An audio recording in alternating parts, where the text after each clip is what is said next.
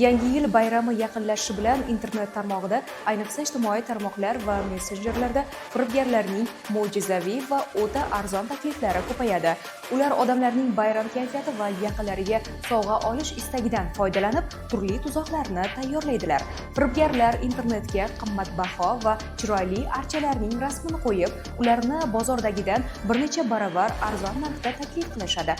Asosiy maqsad aksiya tugab qolyapti degan bahona bilan xaridordan oldindan to'lov undirish niyatida yurishadi. Pul o'tkazilgach, sotuvchi g'oyib bo'ladi. Hurmatli fuqarolar, shu turdagi reklamalardan ehtiyot bo'ling.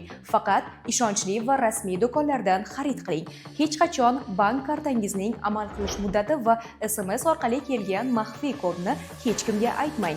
Har qanday aksiyani kompaniyaning rasmiy sayti yoki ijtimoiy tarmoqdagi tasdiqlangan huquq belgili sahifasi orqali qayta tekshirib ko'ring.